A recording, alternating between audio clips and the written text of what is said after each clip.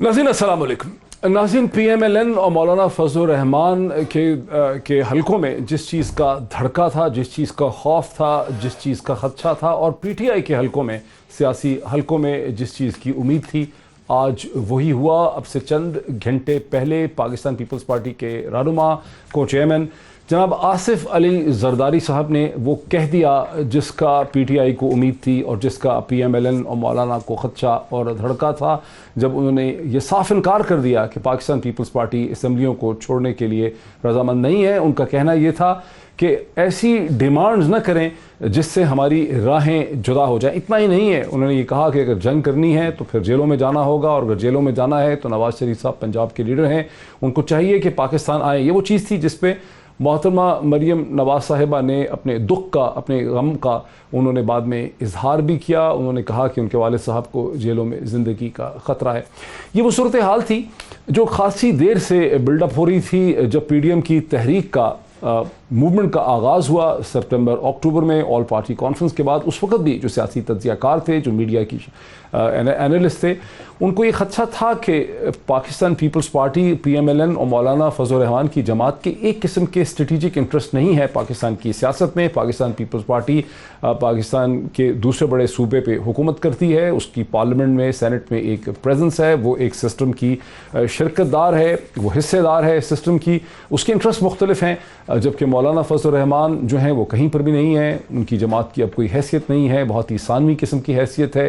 वो तारीखी शख्सियत तो ज़रूर हो सकते हैं, लेकिन उनके सियासी इंटरेस्ट जो हैं सिस्टम में एम्बेडेड नहीं हैं, वो सिस्टम से बाहर होते चले जा रहे हैं। और PMLN जो है वो अताब का शिकार है, उसकी वो पोजीशन नहीं है जो पाकिस्तान पीपल्स पार्टी की है।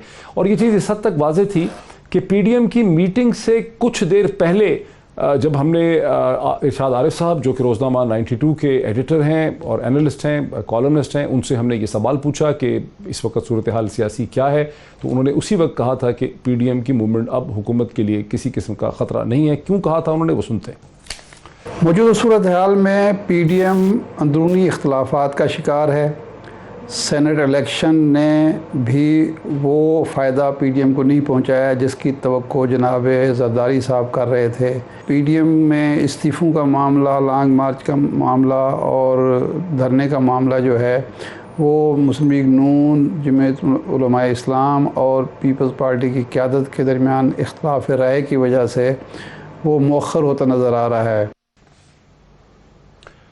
नाज़रीन, PDM के अंदर की फॉल्ट लाइंस तो बिल्कुल वाज़ेह थी। सियासी तज्ज़ियाकार और मीडिया की शख्सियात जो हैं एनालिस्ट से देख सकते थे, लेकिन सियासतदान इसे डिनाई करते रहे। गुज़िश्ता दिन मेरे प्रोग्राम में पाकिस्तान पीपल्स पार्टी की सीनियर रहनुमा जनाब मोहतरमा शैला रज़ा साहिबा भी थी, उनके साथ ही PMLN के रहनुमा जनाब डॉक्टर तारिक फजल चौधरी साहब हमारे प्रोग्राम में थे एक दिन पहले। और डॉक्टर तारिक फजल चौधरी साहब के घर में ही PDM की मीटिंग्स हो रही थी, तमाम इजलास हो रहे थे। ज़ाहिर है वो इन चीज़ों से वाकिफ़ थे, और आज भी उनके घर में ही इस्लामाबाद में ये मीटिंग हुई है जिसका जिक्र मैंने किया।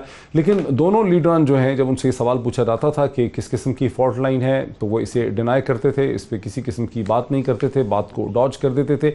ये एक ऐसी चीज़ थी जिसका बाद में देखने वालों ने बहुत ही क्रिटिकल फीडबैक दिया, और उनकी डिमांड, उनकी रिक्वेस्ट थी जो भी मैं अपने अब के पार्टिसिपेंट्स के सामने कन्वे करना चाहता हूँ। लोग देखने वाले महसूस करते हैं कि सियासतदान सीधी बात नहीं करते हैं, सियासतदान हक़ाइक़ पे नहीं आते हैं, बताते नहीं हैं, डॉज करते हैं। और मेरी अब जो पार्टिसिपेंट्स मेरे साथ हैं उनके साथ ये रिक्वेस्ट होगी कि public has the right to know. Public चाहती है कि उसको सही सियासी पोजीशन जो है वो उसके सामने आ सके, और सियासतदान अपनी अपनी पार्टीज़ की जेन्युइन और फैक्चुअल पोजीशन जो है वो आवाम के और लोगों के और सुनने वालों के सामने ला सकें। मुझे इस वक्त ज्वाइन कर रही हैं पाकिस्तान पीपल्स पार्टी की जनाब सीनियर रहनुमा डॉक्टर नफीसा शाह साहिबा, मेरे साथ हैं ग़ालिबन फ़ोन लाइन पे।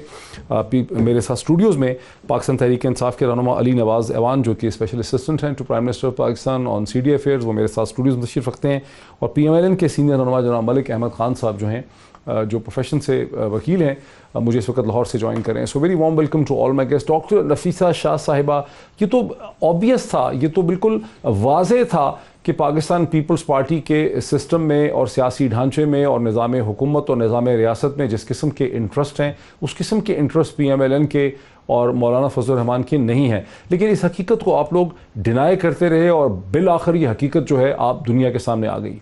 देखिए, सबसे पहले ना आपको पता है कि अंदर क्या डिस्कशन हुई है, क्योंकि वहाँ मीडिया मौजूद नहीं थी। नहीं मुझे पता है, मैं इस वक्त खैरपुर में हूँ, इस्लामाबाद की तरफ मेरा रुख है, اور آپ کے آپ کے پروگرام میں وایا فون لائن میں بات کر رہی ہوں، تو وی ڈونٹ نو انٹرنلی کیا بحث ہوا ہے.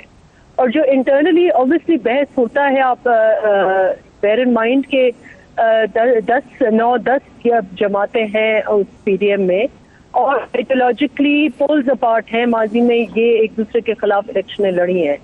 ان کا سب کا اپنا اپنا موقف ہوگا، اور سب نے پہلی جو آپ کو یاد ہوگا کہ 20 ستمبر پی ڈی ایم کا پہلا اجلاس. لیکن ڈاکٹر صاحب آپ یہ کہہ رہی ہیں کہ کیا آصف علی زرداری صاحب نے وہ کہا ہی نہیں ہے جو انہوں نے کہا ہے کہ اسمبلیوں سے ہم نہیں نکلنا چاہتے، اور انہوں نے کہا کہ راہیں ایسے ڈیمانڈز نہ کریں کہ راہیں، یہ تو تمام ٹیلی ویژن چینلز کی ہیڈ لائن ہے، تمام اخبارات. میں یہ نہیں کہہ رہی، میں یہ کہہ رہی ہوں کہ نہ آپ وہاں موجود ہیں، نہ میں ہوں، نہیں وہ میڈیا جو رپورٹ کر رہے ہیں وہ موجود ہیں. جو پہلی میٹنگ تھی اس میں میں وٹنس ہوں کہ اس قسم کا بحث پہلی میٹنگ میں بھی چلا تھا. یہی بات اس قسم کا بحث کچھ پارٹیز جو ہیں وہ پہلے ہی اسٹیپ میں ایکسٹریم اسٹیپ لینا چاہ رہی تھیں، اور ہمارے جیسی پارٹیز اس کو گریجولی لے کے جانا چاہ رہی تھیں. وہ آج بھی وہی کے وہی کھڑا ہوا ہے. اس کا یہ مطلب نہیں ہے کہ پی ڈی ایم کوئی توڑ پھوڑ اس میں ہوئی ہے، کوئی ہماری راہیں الگ الگ ہو گئی ہیں. تو ہوا کیا ہے؟ ہمیں سمجھا تو دیں کہ آج فرق پڑا کیا ہے؟ آپ انتظار کریں جو اعلامیہ آئے گا. اس بات پر تو کنسنسس ہے کہ جو کچھ ہوگا کنسنسس سے ہوگا، اس بات پر کنسنسس ہے. اب اگین یہاں پر کچھ ڈفرنسز میں بالکل یہ مانتی ہوں. ہو نہیں رہا نا، یہ بات تو آپ لوگ ہمیں کئی ہفتوں سے کہہ رہے ہیں کہ ہر بات کنسنسس ہوگی. کنسنسس ہو نہیں سکا اسمبلیاں چھوڑنے پہ. دیکھیں جو اسٹیپس ابھی تک پی ڈی ایم نے کیے ہیں وہ کنسنسس سے کیے ہیں. وہ جلسے ہو، وہ ریلیز کا شیڈیول ہو، وہ الیکشنز میں لڑنا ہو، وہ ضمنی الیکشنز میں لڑنا ہو، اور ان سب چیزوں سے حکومت زیادہ بدنام ہوئی ہے. ہم نے حکومت کو ایکسپوز کیا ہے، اس ظلم زدہ حکومت کو ایکسپوز کیا ہے. ہم کھڑے کہاں ہیں؟ الیکشنز میں وہی بات ہوگی جس کی لوگ کمپلین کرتے ہیں. ہم کھڑے کہاں ہیں؟ آپ ہمیں بلیک اینڈ وائٹ سے بتائیں تو صحیح. کیا آپ اسمبلیاں چھوڑ رہے ہیں یا آپ اسمبلیاں نہیں چھوڑ رہے ہیں؟ نہیں، کھڑے وہاں پر ہیں کہ ساری جماعتیں اس بات پر بالکل اگریڈ ہیں کہ جدوجہد ہونی چاہیے، ریزسٹنس ہونی چاہیے. لیکن کیا ریزسٹنس صرف استعفوں کا نام ہے کہ کیا ریزسٹنس میں لانگ مارچ بھی ہوتی ہے؟ جیل بھرو تحریک جس کا آپ ذکر کر رہے ہیں کہ زرداری صاحب نے یہ کہا ہے، تو کیا جیل بھرو تحریک ریزسٹنس میں نہیں آتا؟ خود زرداری صاحب نے 10 سال جیل میں تو. لیکن آپ انتظار کریں، جب حتمی اعلان آئے گا، جب حتمی پریس کانفرنس آئے گی، تو آپ دیکھیں گے کہ پی ڈی ایم کا ایک کنسنسس کی بنیاد پر پی ایم ایل این کا بھی نقطہ نظر لے لیں. ملک احمد خان صاحب، کیا آپ کو بھی کوئی خبر نہیں ہے؟ آپ کو بھی کچھ نہیں پتا؟ آپ بھی اعلامیہ کا انتظار کر رہے ہیں؟ آپ نے بھی ٹی وی نہیں دیکھا، آپ نے بھی کوئی اخبار نہیں پڑھا، آپ تک بھی کچھ نہیں آیا خبر؟ جی ڈاکٹر صاحب، آپ کا بہت شکریہ. دیکھیں، میں جو پچھلے پہر سے جو خبریں چل رہی ہیں جب سے پی ڈی ایم کی میٹنگ ہے، میں تب سے وہ ذرائع سے آنے والی خبریں سن رہا ہوں، اور غالباً وہ شاید ہوتے ایسے ہیں کہ کیونکہ اس کے اندر ساری پارٹیز کے سربراہان بیٹھے ہیں. جیسے president Asif Ali Zardari Peoples party کے سربراہ کے طور پہ بات کریں گے تو ان کا موقف ہوگا. میاں نواز شریف صاحب بھی وہاں پر ویڈیو لنک کے ساتھ ہیں، تو وہ جو بات کریں گے وہ مسلم لیگ نون کا موقف ہوگا. مولانا فضل الرحمان جو بات کریں گے وہ جمعیت علماء اسلام کا موقف ہوگا، اور بطور سربراہ پی ڈی ایم بھی وہ ایک اپنی حیثیت رکھتے ہیں. وہاں پہ اے این پی ہے، وہاں پر دوسری دیگر جماعتیں ہیں. تو سارے لوگ جب سربراہان اپنی اپنی بات کرتے ہیں تو اس میں وہ اپنا اپنا موقف دیتے ہیں. لیکن جب حتمی طور پہ بات آتی ہے تو آپ نے دیکھا ہے کہ پی ڈی ایم چاہے اس پہ کوئی دو بڑی ڈسٹنس پوزیشنز پہ ہو، جیسے مسلم لیگ کا موقف تھا ابتدائی طور پہ کہ فوری استعفے دینے چاہیے، اور جو بھی بات ہوگی وہ ہم عوامی ایک رد عمل کے طور پہ احتجاج کی صورت میں یا لانگ مارچز کی صورت میں یا جلسوں کی صورت میں. تو اب زرداری صاحب کا اور ان کی پارٹی کا موقف تھا کہ ہمیں الیکشن میں حصہ، تو اس پہ کنورج کیے سارے ایک پوائنٹ پہ سب نے اتفاق کیا. تو یہ مختلف نقطہ ہے نگاہ رکھنا. صحیح کہہ رہے ہیں آپ، یہ کوئی ایسی بات نہیں ہے کہ جیسے کوئی صحیح اللہ حاصل ہے. لیکن 2-3 دن سے مسلسل آپ کے محترمہ مریم نواز صاحبہ کی جو سٹیٹمنٹس آ رہی تھیں، اس سے وہ کہہ رہی تھیں کہ پہلے ہم نے باتیں مانی ہیں، یہ باتیں مسلسل آ رہی تھیں کہ مولانا اور PMLN اور محترمہ مریم نواز اصرار کر رہے ہیں کہ اب وقت آ گیا ہے کہ سخت ایکشن کیا جائے, اسمبلیوں سے نکلا جائے, لیکن اس کا تو ریفیوز ہو گیا ہے. آصف علی زرداری صاحب نے اس بات کو ماننے سے انکار کر دیا ہے. تو راہیں ایک طرح سے مطلب ٹھیک ہے PDM ٹوٹی نہیں, ہم کب سے کہہ رہے ہیں کہ PDM ٹوٹی ہے, ہم تو صرف یہ کہہ رہے ہیں کہ کنفرم کر دیں کہ آپ لوگوں کی پوزیشنز ایشو پہ مختلف ہیں, اتنی سی بات کہہ رہے ہیں. نہیں دیکھیں یہ اس کو اس طرح سے لینا زیادہ مناسب ہوگا ڈاکٹر صاحب, جیسے میں آپ کے سامنے رکھ رہا ہوں کہ جب آپ ایک ایسی پوزیشن پہ جہاں پر اس میٹنگ کے شرکاء کا نقطۂ نظر جو ہے وہ پہلے ایک اور پوزیشن کے لیے وہ اپنی بات کر رہے ہوں, لیکن فائنلی اگر وہ کسی جگہ پہ کنورج کرتے ہیں تو اسی کو ہم ڈائلاگ کہتے ہیں. تو یہ بھی ڈائلاگ کا ایک سلسلہ, یہ جو میٹنگ ہے یہ بیسکلی اس چیز کے اوپر ایک جوائنٹ سیٹنگ ہے جس میں چلے میں اس کا فیصلہ جو ہے نا وہ سننے والوں کے اوپر چھوڑ دیتا ہوں. آپ نے جو کچھ کہا ڈاکٹر نفیسہ شاہ صاحبہ نے اور آپ نے جو بھی تشریح کی ہے اس کی انڈرسٹینڈنگ میں سننے والوں کے اوپر چھوڑ دیتا ہوں کہ وہ سن کے اس کے بارے میں کیا فیصلہ کرتے ہیں. میں آگے چلتا ہوں کہ ارشاد عارف صاحب سے جو ایڈیٹر روزنامہ 92 ہیں, ان سے محض یہی سوال ہم نے نہیں پوچھا, ہم ان سے مزید جو سوال پوچھ رہے تھے گفتگو کا, اس کے جواب میں انہوں نے بہت دلچسپ بات کہی. انہوں نے کہا کہ PDM سے تو خطرہ نہیں ہے, لیکن PTI کے منسٹرز کی نان پرفارمنس سے عمران خان کی حکومت کو شدید خطرات لاحق ہیں. وہ بھی سن لیتے ہیں ذرا, پھر بات کو آگے بڑھاتے ہیں. حکومت اس وقت کمفرٹیبل ہے کیونکہ چیئرمین سینٹ ان کا منتخب ہو گیا ہے, ڈپٹی چیئرمین ان کا منتخب ہو گیا ہے. اب حکومت کے لیے جو چیلنجز ہیں وہ میرے نقطہ نظر سے PDM نہیں ہے, یا کوئی احتجاجی تحریک نہیں ہے, یا استعفوں کا خطرہ نہیں ہے, بلکہ مہنگائی ہے, بے روزگاری ہے, اور پنجاب اور خیبر پختونخوا میں جو تحریک انصاف کے وزرائے اعلیٰ ہیں ان کی نان پرفارمنس ہے. خاص طور پر پنجاب جو ہے وہ بڑا صوبہ ہے. عمران خان صاحب کو اگلے 2.5 سال کامیابی سے گزارنے کے لیے پنجاب پر توجہ دینی ہوگی. اور یہ جو بغاوت نظر آئی ہے سینٹ کے الیکشن میں, گیلانی صاحب کے زیادہ ووٹ جو نکلے ہیں, وہ بھی پنجاب میں ناکامی کا نتیجہ ہے. اب ناظرین ایشوز تو بہت سے ہیں, لیکن 2 ایشوز میں پک کر لیتا ہوں یہاں پہ علی نواز زبان صاحب کے لیے. ایک تو یہ ہے کہ آپ کے وزراء کی جو نان پرفارمنس ہے, گورننس کا جو فیلئر ہے خیبر پختونخوا میں اور پنجاب میں, خاص کر کے پنجاب میں, اور پنجاب کے چیف منسٹر کا فیلئر سمجھا جاتا ہے پولیٹیکلی. جو سینٹ میں ڈاکٹر حفیظ شیخ صاحب جب کامیاب نہیں ہوئے تو پنجاب کے چیف منسٹر وہ موبلائزیشن نہیں کر سکے پولیٹیکل سپورٹ کی. لیکن اس کے بڑھ کے میں آپ کو ایک سمبولک چیز دکھاتا ہوں. یہ دیکھیں میرے ہاتھ میں, یہ سینکڑوں دفعہ لوگ دیکھ رہے ہیں جو گاربیج کے گندگی کے ڈھیر لگے ہیں پنجاب کے اندر. آپ نے ٹرکش کمپنی اور غیر جو ملکی جو کمپنیز تھیں ان کے کانٹریکٹ تو آپ نے کینسل کر دیا, لیکن آپ نے یہ نہیں دیکھا کہ آپ کی جو گاربیج لفٹنگ کیپیسٹی ہے لاہور کے اندر وہ تھوڑی ہے, اور اس کو وہ کمپنیز بوسٹ کر رہی تھیں, اور وہاں پہ گند کے ڈھیر لگے. کتنے مہینے ہو گئے کچھ نہیں کر پا رہے. اچھا چلیں میں تھوڑا سا اس اور آپ CDA افیئر سے بھی چونکہ تعلق رکھتے ہیں تو آپ کو تو زیادہ بلکہ ایکسپلین کرنا چاہیے. تو آپ یہ کہیں گے کہ جس طرح اسلام آباد میں کام ہو رہا ہے شاید اس طرح نہیں ہو رہا, آپ شاید اس طرح کہہ دیتے ہیں. اسلام آباد کے تو خیر کمپیریزن کیا ہے کسی اور شہر کے ساتھ, یہ تو ایک وائٹ سٹی ہے. نہیں ایک بڑا مسائل تھا ادھر بھی. خیر دیکھیں میں کہہ رہا ہوں, میرا خیال ہے کہ جتنی بھی PDM کی تحریک چلی ہے, جب سے ٹویٹر دوبارہ آن ہوا ہے اس کے بعد جتنی بھی تحریک چلی ہے اس کا فائدہ تحریک انصاف کو ہی پہنچا. آج کی تحریک انصاف اس سے زیادہ مضبوط ہے جب یہ تحریک اس وقت چلی تھی. مطلب تحریک کیا تھی کہ ہم آریا پار کر دیں گے, یہ تحریک تھی کہ ہم لانگ مارچ کریں گے. تحریک یہ تھی کہ استعفے ہم منہ پہ ماریں گے. تحریک یہ تھی کہ ضمنی الیکشن لڑیں گے, بائیکاٹ کریں گے اور سینٹ الیکشنز کا حصہ نہیں بنیں گے. یہ سارے کام زرداری صاحب نے PDM سے کروائے, سارے کے سارے کام کروائے. اور اس کے بعد ہم چیئرمین سینٹ بیٹھے ہیں, ہم ڈپٹی چیئرمین سینٹ بیٹھے ہیں. زرداری صاحب اس سے دیکھیں اپنی گورنمنٹ میں 2/3 میجورٹی نو لے, سارے کام کروائے سے کیا الزام لگا رہے ہیں آپ زرداری صاحب؟ نہیں کہہ رہا, وہ ان کا موقف ہے نا کہ ہم نے باہر نہیں نکلنا, وہی ہمیشہ کنسنسس کے ساتھ یہ ڈیسیجن کراتے ہیں. تو میں تو یہ کہہ رہا ہوں کہ جتنے ڈیسیجنز ہیں اس سے تحریک انصاف مضبوط ہوئی ہے. اچھا آپ دیکھیں نا نون لیگ کے دور میں آپ کو یاد ہوگا چیئرمین سینٹ کون بنا تھا, 2/3 میجورٹی تھی نون لیگ کی اس کے اندر, نیشنل اسمبلی کے ساتھ اسی طرح اس کے اندر بھی میجورٹی تھی اسمبلی کے سینٹ کے اندر. آج ہماری اس طرح میجورٹی 48-49 ووٹس تھے, دونوں کے 2 بندے باہر تھے جنہوں نے حصہ نہیں لیا, اور باقی آج اگر چیئرمین سینٹ ہمارا डिप्टी चेयरमैन सेनेट हमारा है, और आज धड़म तख्ता हो गई है आज पीडीएम। आप मुझे बताएं ये लोगों के पास क्या जाएंगे? वो तो जा रहे हैं हाई कोर्ट में, पता नहीं आज क्या फैसला वो सर उसका मैं कह रहा हूँ हाई कोर्ट अच्छा फोरम्स को कह रहे हैं हमारे वोट खा गए हैं आप लोग। ठीक है, वो गफूर हैदरी साहब इनके खिलाफ जा रहे हैं कि ये खा गए हमारे वोट, मैं तो नहीं पता, ये भी जा रहे हैं गफूर हैदरी साहब।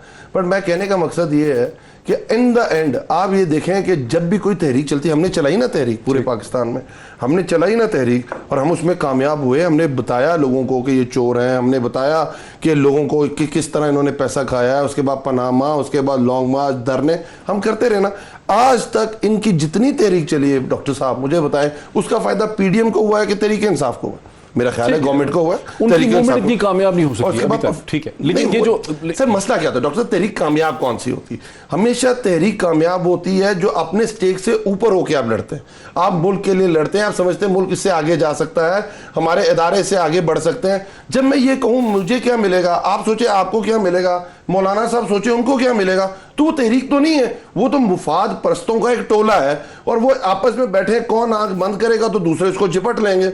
अब मुझे बताएं कि आज जिस जगह पीडीएम खड़ी है डॉक्टर साहब, इससे आगे क्या डायरेक्शन क्या है, किस तरह लोगों के पास ये दोबारा जा सकते हैं, क्या मौकफ लेके जा सकते हैं, क्या एक दूसरे को यही कह सकते हैं कि जरदारी साहब जो आपके जिंदगी के ढेर पड़े हैं वो मौकफ है ना? परफॉर्मेंस पे आ जाता हूं, मैं परफॉर्मेंस पे वो है ना उनका मौकफ? नहीं क्या आपके मैं बिल्कुल आता हूं, मैं पहले फेडरल पे आता हूं फिर मैं प्रोविंशियल पे आता हूं, और दो प्रोविंस हमारे पास मेन केपी एंड पंजाब। अब दोनों सुनते जाएगा हम। लेकिन मेरी रिक्वेस्ट होगी डॉक्टर नफीसा शाह से और मलिक साहब से कि नोट कर लें कि ये कह रहे हैं कि इससे आगे अब जाएंगे क्या, डायरेक्शन क्या होगी वो? हाँ सही बात, ठीक, मैं ये कह रहा हूं कि हम जब आए डॉक्टर साहब, यू अंडरस्टैंड इकोनॉमी, कि हमारे फाइनेंशियल क्या हालात थे, हमें यही गवर्नमेंट जो कहती थी कि 5.8% पे हम ग्रोथ छोड़ के गए, यही लोग हमें कह रहे थे आईएमएफ के पास जाएं, यही लोग कह रहे थे। आप निकालने जब असद उमर ने फाइनेंस मिनिस्टर बोल दिया था, सही है, सही, कोई हल नहीं था, आईएमएफ के पास जाना था। आज क्या है, आज क्या है, हमारा सबसे बड़ा मसला ये था। आज हम किस जगह खड़े हैं, आप जितने भी इंटरनेशनल रैंकिंग्स करने वाली अदारे हैं आप उनको देख लें, उसके बाद हमारा इकोनॉमी को रिवाइवल, ग्रोथ तो नहीं हुई आपकी कोई? सर मैं इसको इस तरह लेता हूं, चलो मैं उसको पूरा खत्म कर लूं फिर मैं ग्रोथ पे भी आता हूं। फिर हमारा सबसे बड़ा मसला था इकोनॉमी को रिवाइव करना है, हमने कंजम्पशन बेस्ड इकोनॉमी से निकाल के इसको मैन्युफैक्चरिंग बेस्ड इकोनॉमी पे लेके आना है। आज देखें, आज आपने लार्ज स्केल मैन्युफैक्चरिंग के जो फिगर्स आए 9.1 हाईएस्ट टच किया है हमने पाकिस्तान की हिस्ट्री में, सेकंड हाईएस्ट टच किया पाकिस्तान की हिस्ट्री का। आप देखें स्मॉल मीडियम इंटरप्राइजेज में, आप देखें, आपने टेक्सटाइल में देखें, आप कंस्ट्रक्शन में देखें, रिवाइवल है। आपके 6 प्लांट्स लग चुके हुए कार इंडस्ट्री में, 60,000 यूनिट ज्यादा बिका है आपकी एक्सपोर्ट्स, आपकी रेमिटेंस, हर एक फिगर डबल्स हैं। आप आईएमएफ पे जाते हैं $6 अरब लेने, पाकिस्तान में सिर्फ रेमिटेंसेस के अंदर जो जून में लॉक करेगा वो $7 अरब पिछले गवर्नमेंट से ज्यादा, पिछले जो उनकी 2018 में जो उनकी रेमिटेंस है उससे ज्यादा लॉक करेगा। हमारी जो एक्सपोर्ट्स हैं वो उस लेवल पे हम लॉक करेंगे जो पीपल्स परफॉर्मेंस नहीं है। मैंने सुना इकोनॉमी में जो पीपल्स पार्टी छोड़ के गई थी और नून से पीछे लगी। नफीसा शाह साहिबा, यू मस्ट स्टेप इन। और नफीसा शाह साहिबा, सबसे पहले तो इनकी तहरीक जिसका ये जिक्र कर रहे थे उसका क्या कहने, पूरी कौम को वो जहन नशीन हो गई है वो तहरीक जिसमें खाली कुर्सियां, जिसमें गालम गलोच, जिसमें अपने नेशनल इंस्टीट्यूशंस पर हमले, पार्लियामान पर हमले, पीटीवी पर हमले, ये थी इनकी तहरीक। गुंडागर्दी के अलावा वो तो पुरानी बातें हो गई। ये कह रहे हैं कि जिस जगह पे आप आ गए इसके आगे डायरेक्शन नहीं है आप दोनों की। नहीं, वो भी मैं बताती हूँ। सेकंड, उन्होंने ये पॉइंट रेज किया कि हमने जी डेप्यूटी चेयरमैन हमने जीता और ये जो हिकमत अमली है इससे इनका क्या हुआ। मैं बताती हूँ क्या हुआ। आज सेनेट में इनका ये इनकी खुशफहमी थी कि सेनेट इनका होगा। आज सेनेट में मेजॉरिटी जो है वो अपोजिशन की है।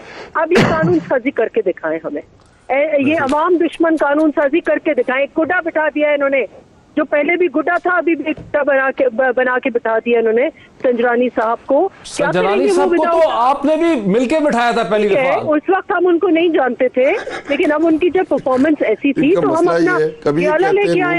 यूसुफ रजा गिलानी को नहीं जानते थे और ये कहते हैं हम संजरानी को नहीं जानते। थर्ड पॉइंट सुनने, हम बिल्कुल जानते हैं, बहुत अच्छे शख्स है, बहुत इज्जत है, लेकिन he is a candidate of आपकी जो एंटी डेमोक्रेटिक फोर्सेस हैं which is the PTI and को।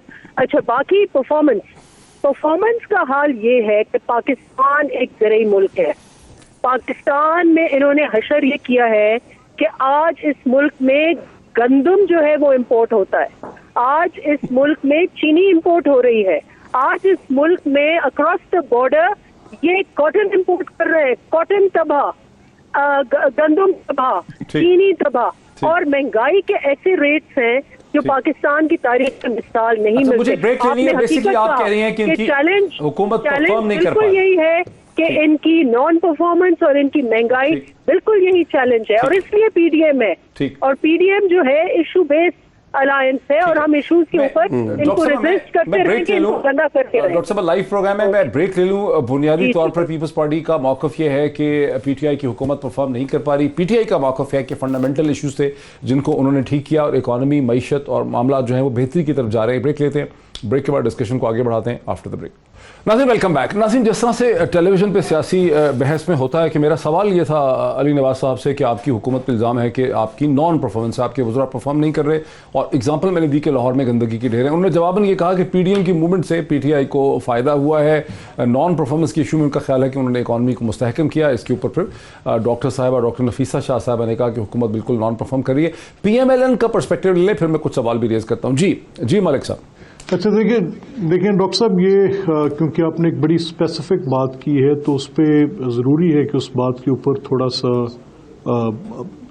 उस पर बात हो जाए तो मुनासिब है, क्योंकि इस वक्त जो सॉलिड वेस्ट का लाहौर का आपने रेफरेंस दिया है तो उसमें इन्होंने बेसिकली किया ये है कि ये कहते हुए कि जो पहले जहाँ पे सॉलिड वेस्ट मैनेजमेंट का जो बंदोबस्त था उसको ख़त्म कर दिया कि ये बहुत महंगा है, इस चीज़ को भी इन्होंने ज़ेर नज़र नहीं रखा कि वो दुनिया के बेहतरीन कंपेटिटिव रेट्स पे उसका बंदोबस्त किया गया था। और अब ये उसी निज़ाम को जो पहले उससे कबल 10 साल पहले था उसको उसके ज़रिए कोशिश कर रहे हैं करने की, जिसमें बुरी तरह नाकाम हो रहे हैं। यानी म्यूनसिपल जो कमेटीज़ के पास या म्यूनसिपल कॉरपोरेशंस के पास जो बंदोबस्त था वही सैनिटरी वर्कर्स के साथ उसको उठाने की कोशिश की जा रही है, और जीरो वेस्ट की बात की जाती है। लेकिन महंगा नहीं था, जो ये एक आम दुहाई है कि जो कॉन्ट्रैक्ट कर रखे थे शहबाज शरीफ साहब ने, आपकी हुकूमत ने, वो बड़े महंगे थे। टर्किश कंपनीज को बहुत हाई रेट दिए गए थे, फॉरेन करेंसी।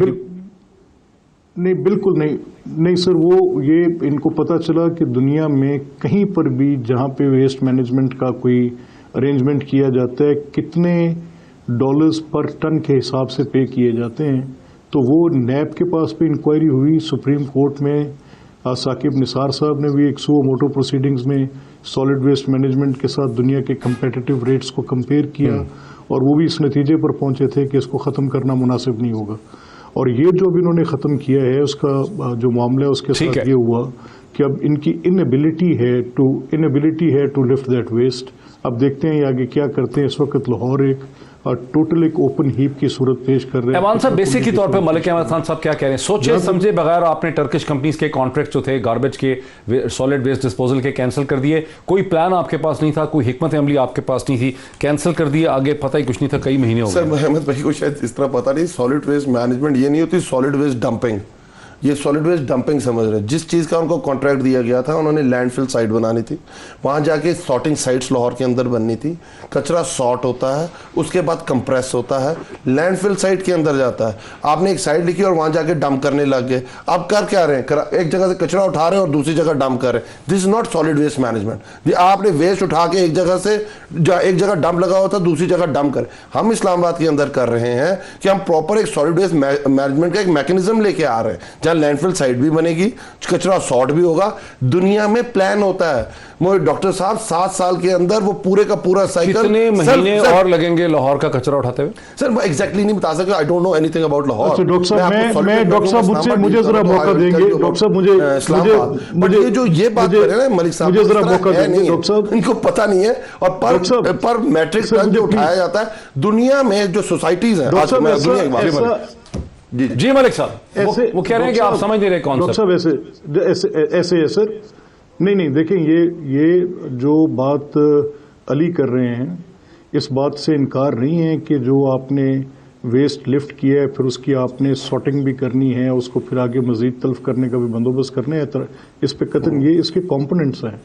यहाँ पर तो फेलियर अब पहले कंपोनेंट्स में हो रहा है कि जो आपने जो अपनी ड्वेलिंग आबादियों के अंदर से आपने जो लिफ्ट करना है आप वो नहीं उठा पा रहे, तो आगे आपने क्या करना है। सवाल यहाँ पर यह है कि जो पहले वेस्ट मैनेजमेंट का एक बंदोबस्त किया गया था اس کے یہ اس حد تک بات کہ وہ لینڈ فل سائٹس کو اور پھر اس کے بعد فردر اس کا کیا آگے ٹریٹمنٹ کرنا تھا، اس میں پروگرامز تھے. اس میں پروگرامز یہ تھے کہ اس کے ساتھ پروڈکشن آف انرجی بھی ہو سکتی ہے، اس کے ساتھ اور بھی بندوبست کیے جا سکتے تھے. وہ اس کی ایک سیکنڈری پوزیشن تھی.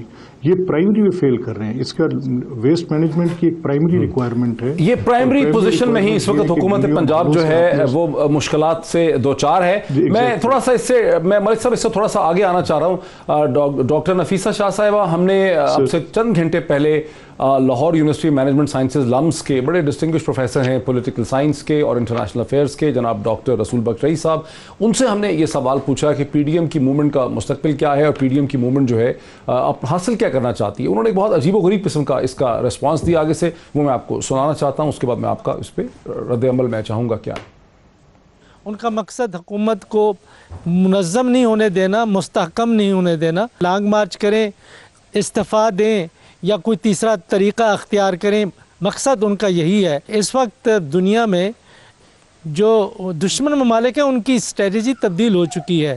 مشرق وسطیٰ میں ہم نے دیکھا ہے اور یہی کچھ پاکستان میں ہو رہا ہے کہ ریاستی اداروں کو تنقید کا نشانہ بنایا جائے، عوام کی نظروں میں ان کو گرا دیا جائے اور عوامی حمایت سے ان کو محروم کر دیا جائے اور ریاست کو اور معیشت کو غیر مستحکم رکھا جائے. ایسا ہونے سے ممالک کمزور ہو جاتے ہیں، اندرونی خلفشار کا شکار ہو جاتے ہیں. ہو سکتا ہے کہ دوسری اور تیسری صف کے رہنما ان باتوں کو نہ جانتے ہوں، لیکن تین بڑے کھلاڑی پی ڈی ایم میں جو کچھ وہ کر رہے ہیں سوچ سمجھ کے کر رہے ہیں. میں یہ تو نہیں کہتا برملا طور پر، نہ میرے پاس ثبوت ہے کہ بیرونی طاقتوں کے اعلی کار ہیں، لیکن اگر مشرق وسطیٰ کی طرف دیکھیں جس طرح سے ریاستوں کی معیشت کو تباہ کیا گیا، ان کے ریاستی اداروں کو تباہ کیا گیا، تو مجھے خوف ہے کہ اسی قسم کا کھیل پاکستان میں بھی کھیلا جا رہا ہے. جو کچھ بھی وہ کریں گے، اب یہ مقابلہ دو طاقتوں کے درمیان میں ہے. ایک وہ طاقت جو ملک کو مستحکم، ریاست کو مضبوط، معیشت کو آگے بڑھوتری کی طرف لے جانا چاہتی ہے، اور دوسری طرف سیاست کا وہ کھیل ہے جو 90s میں بھی کھیلا گیا، 80s میں بھی کھیلا گیا اور پچھلے 10 سال میں بھی کھیلا جا رہا ہے. ڈاکٹر نفیسہ شاہ صاحب، بنیادی طور پہ پروفیسر صاحب یہ کہتے ہیں کہ اعلیٰ کار ہیں یا نہیں ہمیں نہیں پتہ، لیکن جو ڈائریکشن ہے وہ ڈائریکشن جو ہے خلفشار اور انتشار کی طرف لے جاتی ہے، اور جو سیکنڈری اور ٹرشری لیڈرشپ ہے پارٹیز کی وہ شاید اس سے واقف نہ ہو، لیکن جو پرنسپل پلیئرز ہیں وہ ایک خاص طرح سے چیزوں کو لے کر چل رہے ہیں جس سے پاکستان کے ریاست کو، ریاستی اداروں کو انڈرمائن کرنے کی کوشش ہو رہی ہے. رسول بخش رئی صاحب ایک انڈیپینڈنٹ اسکالر ہے. He has all the right to have his views. مجھے صرف افسوس اس بات کا ہے، میں سمجھتی ہوں کہ being a scholar myself, ہم left leaning democratic mindset رہتا ہے، زیادہ تر پروگریسو رہتا ہے. مجھے افسوس ہے کہ ان کی یہ ویو ہے.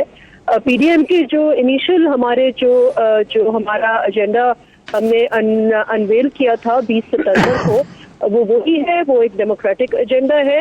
اور کہیں بھی ڈی اسٹیبلائز اگر ملک ہو رہا ہے تو وہ پی ٹی آئی کی پالیسیز ہم بتائیں کہ جہاں آپ کی بجلی کی نرخیں، بجلی کا جو کاسٹ یونٹ ہے، میں سمجھتی ہوں کہ ایٹ لیسٹ خطے میں تو مہنگی ترین بجلی ہے، لیکن دنیا میں بھی امنگ دا کنٹریز اس سے مہنگی ترین بجلی ہے.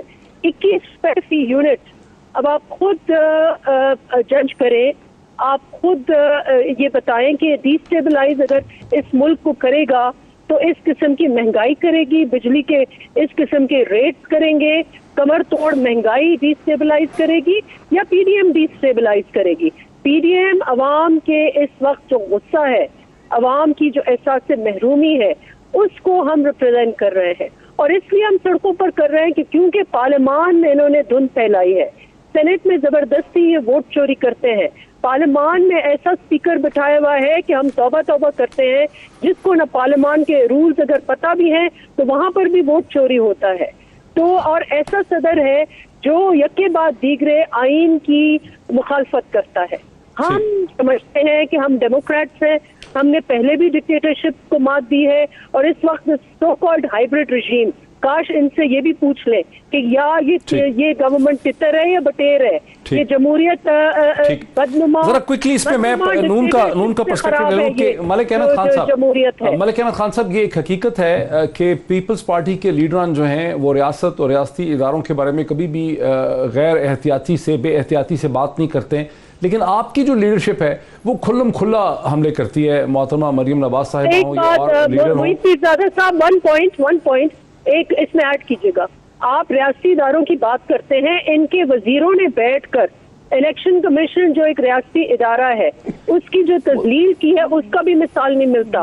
تو یہ ریاستی اداروں کو کی تذلیل نیشنل سیکیورٹی کر رہی ہے اور اس لیے ملک صاحب میں نیشنل سیکیورٹی کے اداروں کی بات کر رہا ہوں جن کو اسٹریٹجک انسٹیٹیوشن سمجھا جاتا ہے, اس میں الیکشن کمیشن بہرحال کسی طرح سے بھی نہیں آتا. ملک صاحب آپ کی پارٹی حملے کرتی ہے, ڈیفینیشن آپ کو بھی اچھی طرح سے پتا ہے. ڈاکٹر صاحب جی ابراہیم نے کس سے تنگ آ کے استعفیٰ دیا تھا؟ ڈاکٹر صاحب آپ کو اچھی طرح سے پتا ہے کہ جو بات آپ کہہ رہی ہیں وہ ایک ٹیکنیکل قسم کی بات ہے کہ ٹھیک ہے ای سی پی ایک ریاستی ادارہ ہے, لیکن ای سی پی کی طرح کے اداروں پہ پوری دنیا میں کھلم کھلا کرٹیسزم ہوتی ہے.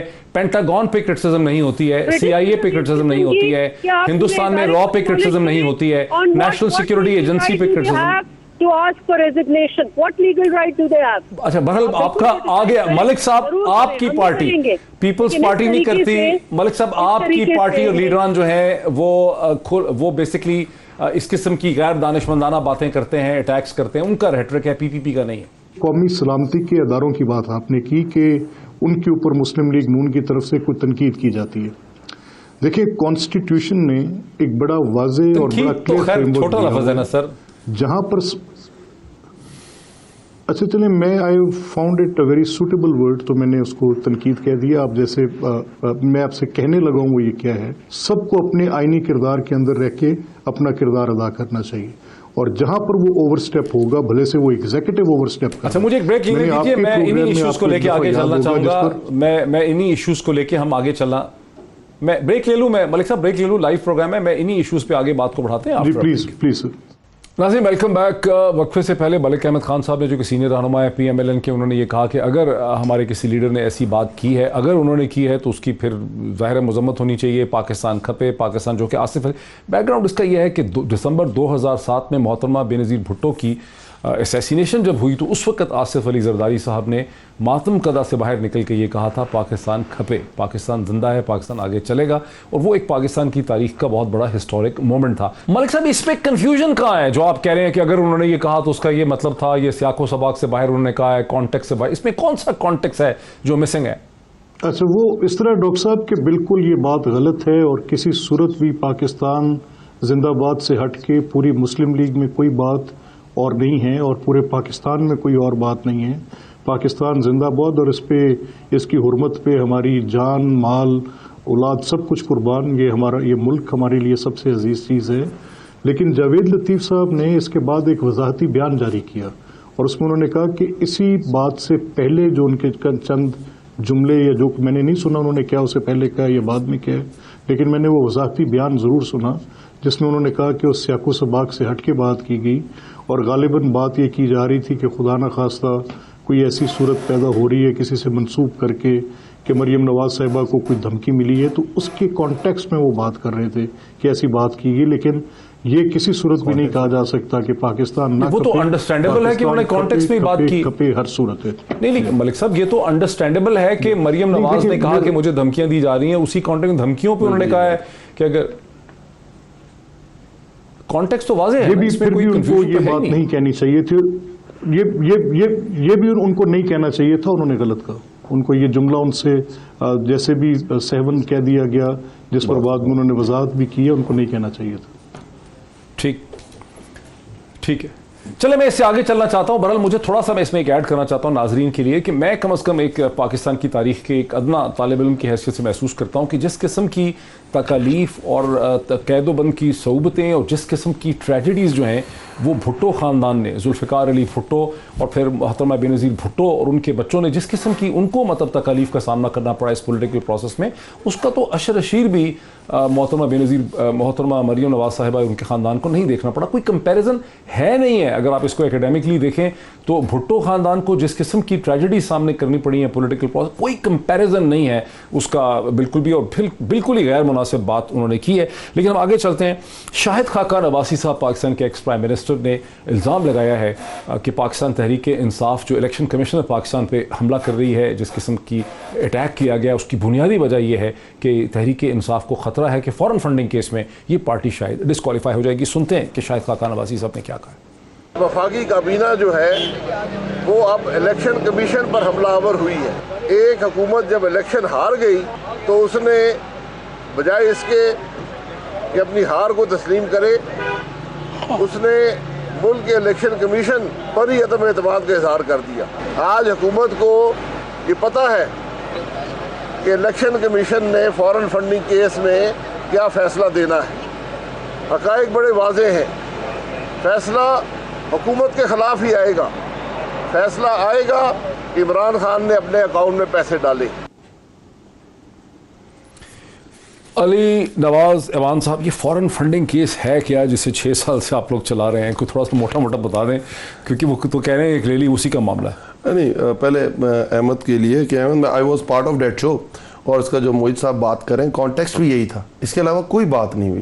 اور جو انہوں نے پورا اس کا کلپ چلایا یہ بھی بالکل وہی ہے, اسی کانٹیکسٹ میں بات ہوئی. آپ نے اچھا کیا اس کی مذمت اچھا کیا, یہ طریقہ کار. یہ میں تھوڑی نفیسہ شاہ کی بات کا کہ دیکھیں کوئی اور بات کرے نا تو مجھے بڑا اچھا لگتا کہ ہاں ہماری پرفارمنس پہ بات ہو رہی ہے, ہمیں اور کرٹک کے طور پہ دیکھا جا رہا ہے, ہم نے اپنی پرفارمنس بہتر کرنی ہے. اب مجھے نفیسہ شاہ کہہ رہی ہیں کہ سندھ کی پرفارمنس کو آپ کمپیئر کریں فیڈرل یا کے پی کے یا پنجاب کی پرفارمنس. ابھی میری بہن نے بات کی بجلی کرائسس کی بات کی. آپ کو پتہ ہے بجلی کرائسس کی جو یونٹس کی پرائس تھی پیپلز پارٹی کے دور میں کتنی تھی اور جب چھوڑ کے گئے کتنی تھی؟ میں بتا دیتا ہوں. 2.13 سے شروع کی انہوں نے اور 9.13 پہ چھوڑی, زیادہ نہیں کی. آٹے کی پرائس کیا تھی؟ 10 روپے, جب انہوں نے چھوڑی 40 روپے. جب ڈالر لیا 60 روپے کا, دیا کتنے کا؟ 90 روپے کا.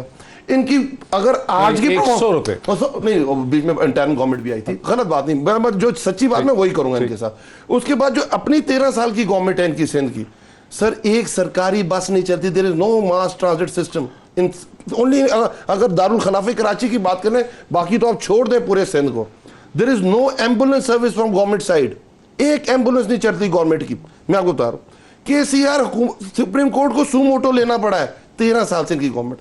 پانی کے فور پچھلی گورنمنٹ نے پیسے دیے, ہم نے دیے, ابھی تک پانی نہیں دے سکے کراچی کو, ہائیڈرینٹس نہیں ختم کر سکے. اور یہ کہتے ہیں پرفارمنس میں گندم کی بات کر رہے ہیں. آپ یقین کریں گے کہ ایگریکلچر ڈیوالو سبجیکٹ ہے. اگر کرائسس پنجاب میں ہے اور اگر کرائسس سندھ میں ہے تو اپوزٹ ریئیکٹ کرے گا کہ یہاں سے گندم سندھ جائے گی یا سندھ سے گندم ادھر آئے گی. کرائسس سندھ نے پچھلے سال پرکیور نہیں کی اور اس سال پرکیور کر کے ریلیز نہیں کی. اس وقت اگر کسی کی سب سے زیادہ پرائس ہے آٹے کی وہ سندھ کے اندر. ماشاءاللہ ان کی گورنمنٹ ہے کتنے عرصے سے؟ 13 سال. اگر ہماری گورنمنٹ میں بہت سارے مسائل ہوں گے, ہمارے اسپیکر میں بہت سارے مسائل ہوں گے, سندھ نے قائم علی شاہ صاحب کو برداشت کیا رکھا ہے. آپ چھوڑ دیں اس چیز کو. اس شخص کو شاید اپنا نام بھول جاتا تھا. میں خیر نفیسہ صاحب کے جاننے والے ہیں, ان کے فادر ہیں, تو میں اس کو کٹ کر دیتا ہوں اس چیز میں کہ اس چیز کو بھی برداشت کرتے رہے. تو اس لیے تو بات الیکشن کمیشن پہ آ جائے جس کا اصل سوال. الیکشن کمیشن پہ آ جائیں. دیکھیں میں اس چیز پہ میرا بڑا کلیئر موقف ہے کہ آپ اچھا کریں گے نا تو آپ کو اچھی تعریف ملنی چاہیے. آپ اگر غلط کریں گے آپ پہ تنقید ہونی چاہیے. آپ میں ایسے کوئی بڑی چیز نہیں ہے. جو آپ نے اپنے انٹرو میں بھی بات کی, ہمارے سامنے 2 سچویشنز ہیں. One is Daska and second one is Yousaf Raza Gilani کا الیکشن نیشنل اسمبلی میں سینٹ کا. ایک طرح وہ ساری رات الیکشن کمیشن 1122 بنا ہوا ہے اور دوسری طرف اسے جگا رہے ہیں, اٹھ جاؤ, ٹیکے لگا رہے ہیں, اٹھ جاؤ. وہ اٹھنے کو تیار نہیں ہے. ہم کہہ رہے ہیں یہ ویڈیوز اس سے پہلے آ گئی ہیں الیکشن سے. جو ڈسکا والا الیکشن ہے ادھر تو ویڈیو سیم ڈے آتی ہیں اور آپ راتوں رات ڈیسیژن لیتے ہیں, اگلے دن اپنا ورڈکٹ سناتے ہیں. اور ایک آپ کو جو مدعی پارٹی ہے وہ کہہ رہی ہے 20 پولنگ سٹیشنز پہ الیکشن کراؤ. وقت ہمارا ختم ہو گیا. میرے تمام مہمانوں کو بہت شکریہ اور پھر آپ سے ملاقات ہوتی ہے. آج اتنا ہی. Thank you so much.